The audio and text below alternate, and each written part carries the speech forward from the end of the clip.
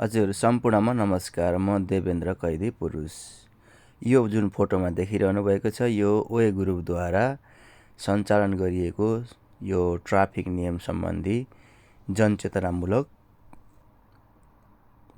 कार्यक्रम थियो। त्यही कार्यक्रममा खिचिएको तस्बिर हो।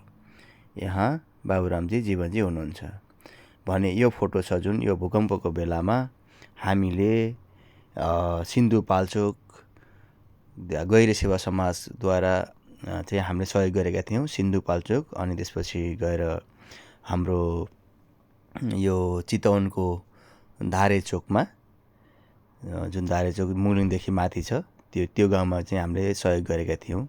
यहाँ जुन हाम्रो गैर सेवा समाज उसबाट प्लस म रेड क्रस कर्मी पनि हो। रेड क्रसको लुगा लगाएर म माथि जो ट्रकमा छु देख्न सक्नुहुन्छ। यहाँ त्यहाँका स्थानीयहरू जुन रात बाँडिसकेपछि जुन हामी त्यहाँ स्थानीयहरूसँग चाहिँ छौँ। प्लस प्रहरीको रोबरमा पनि बाँडिएको थियो हामी त्यहाँ हुँदाखेरि। त्यहाँ देख्न सक्नुहुन्छ तपाईँहरूले, त्यहाँ स्थानीयहरूको अवस्था पनि देख्न सक्नुहुन्छ, घरहरूको अवस्था पनि देख्न सक्नुहुन्छ। र हामीले त्यसरी बाँडिएको थियो रात। जुन एकजना यहाँ बुवा हुनुहुन्छ टिकाराम गैरे, उहाँ बितिसक्नु भएको छ। उहाँलाई पनि सम्झिन चाहे यसै उसबाट स्वर्गीय टिकाराम बुवाको पनि सम्झना गर्दै। यो फोटोमा देख्न सक्नुहुन्छ हाम्रो हरि गैरे अङ्कल हुनुहुन्छ। प्लस म छु त्यहाँ बोरा उचल्दैछु रातो सर्ट लागेर। यो हामी गोदामबाट चाहिँ चामल उठाउँदैछौँ। आफै लोड गर्नु पर्थ्यो, आफै अनलोड गर्नु पर्थ्यो, किनकि हामी सेवाको लागि गएको थियौँ। अरू लगाउँथ्यौँ भने पैसा तिर्नु पर्थ्यो, त्यस कारणले हामी आफै गर्दैछौँ। उता हाम्रो टङ्क दाजु हुनुहुन्छ, टङ्क गैरे दाजु। यहाँ पनि हामी जुन रात दिइसकेपछि चाहिँ कुरा गर्दै गर्दा साथीहरूले फोटो खिच्नु भएको रहेछ। यहाँ पनि त्यही धारेचोककै यो फोटो।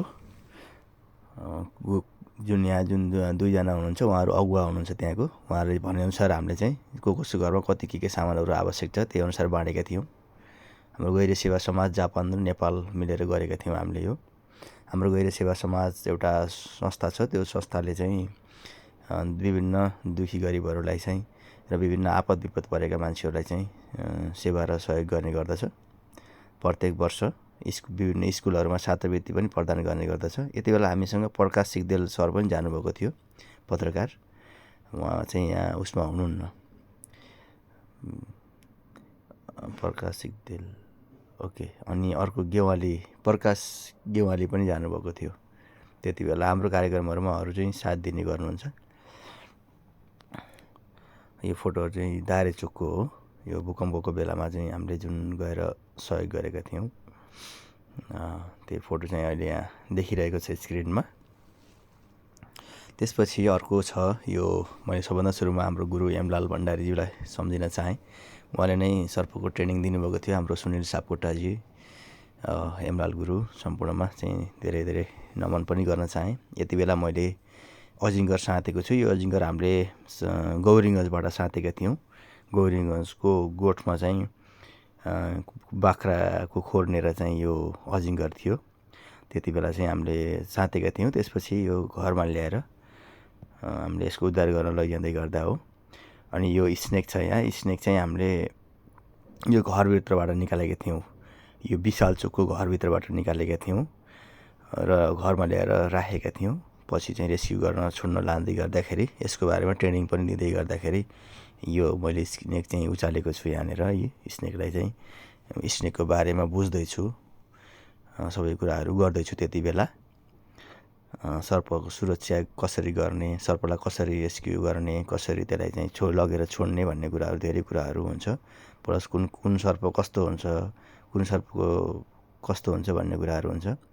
यहाँ देख्न सक्नुहुन्छ, यहाँ हाम्रो स्वर्गीय भीमलाल गैरे जुन हुनुहुन्छ, उहाँ बितेपछि चाहिँ त्यो बेला उहाँको सम्झनामा चाहिँ गरेका थियौँ,